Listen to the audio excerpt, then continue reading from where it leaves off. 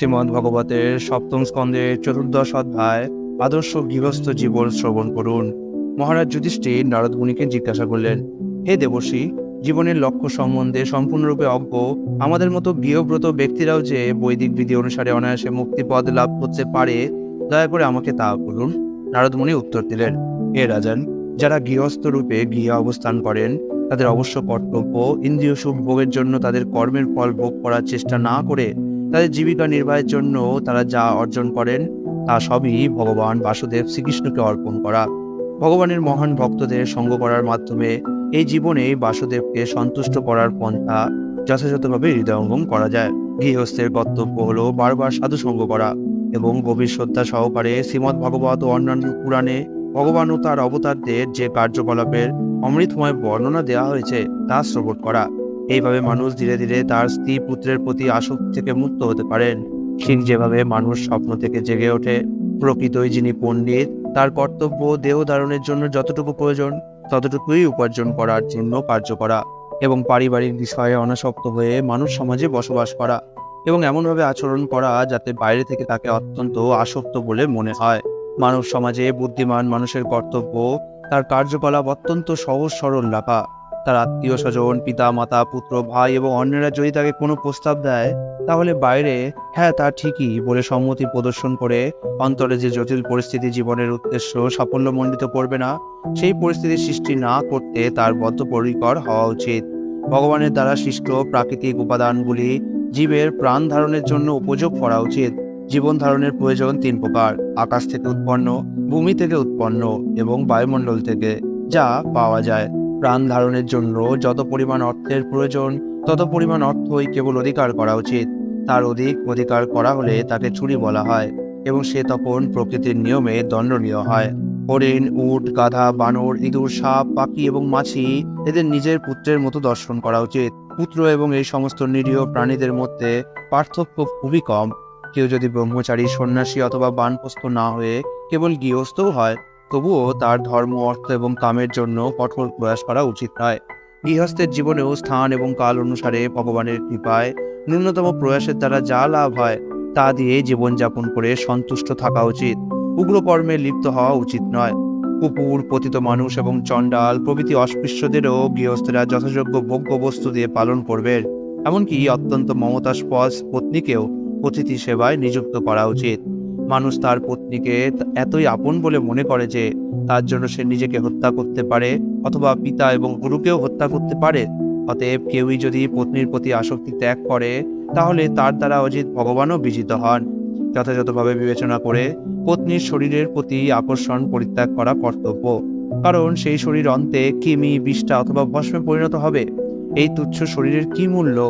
আর পরম পুরুষ ভগবান কত মহান, যিনি আকাশের মতো সর্বব্যাপ্ত।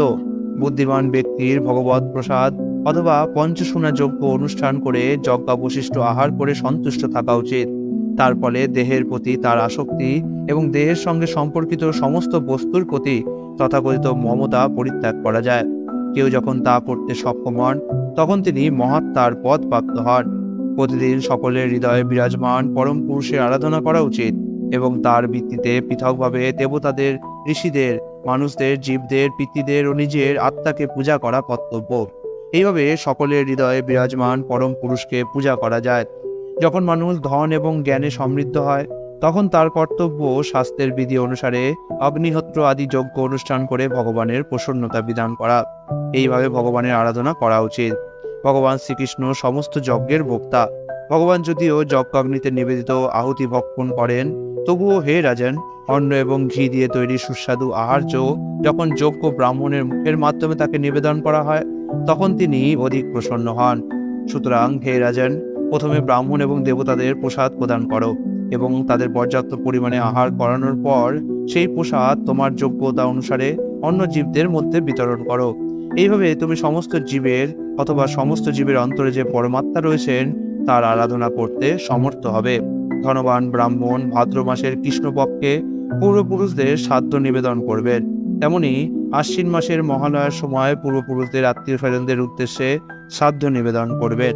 মকর সংক্রান্তির দিন অর্থাৎ সূর্য যখন উত্তরায়ণে ভ্রমণ করতে শুরু করে অথবা কর্কট সংক্রান্তির দিন, অর্থাৎ সূর্য যখন দক্ষিণায়নে ভ্রমণ করতে শুরু করে তখন শ্রাদ্ধ অনুষ্ঠান করা উচিত। মেঘ সংক্রান্তিতে, তুলা সংক্রান্তিতে, ব্যতিপাত যোগে, তৈজসপর্শে, সূর্য এবং চন্দ্রগ্রহণের সময়, দ্বাদশীতে, শ্রবণ নক্ষত্রে, অক্ষয় তৃতীয়ায়, কার্তিক মাসের শুক্লাপক্ষের নবমী তিথিতে এবং শীত ঋতুর 4টি অষ্টকায়, মাঘ মাসের শুক্লা সপ্তমীতে, মহাযুক্ত পূর্ণিমায়, পূর্ণ পূর্ণিমায় অথবা চন্দ্র যখন সম্পূর্ণ পূর্ণ নয় সেই সময়, মাস নাম নক্ষত্রযুক্ত পূর্ণিমায়, দ্বাদশী তিথিযুক্ত অনুরাধা, শ্রবণ, উত্তর ফাল্গুনী উত্তরাষাঢ়া, উত্তর ভাদ্রপদা নক্ষত্রে অথবা উত্তর ফাল্গুনী উত্তরাষাঢ়া অথবা উত্তর ভাদ্রপদা একাদশীতে এবং নিজের জন্ম নক্ষত্রে অথবা শ্রবণ নক্ষত্রযুক্ত দিনে পিতৃপুরুষদের শ্রাদ্ধ করা কর্তব্য। এই সমস্ত কাল মানুষের পক্ষে অত্যন্ত মঙ্গলজনক বলে বিবেচনা করা হয়।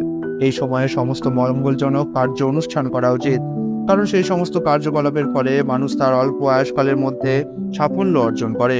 এই সমস্ত ঋতুর পরিবর্তনের সময় কেউ যদি গঙ্গা, যমুনা আদি পবিত্র নদীতে স্নান করে, জপ করে, হোম করে, ব্রত করে, ভগবান, ব্রাহ্মণ, পিতৃ দেবতা এবং অন্য সমস্ত প্রাণীদের ও জীবদের পূজা করে এবং দান করে, তাহলে অক্ষয় ফল লাভ হয়।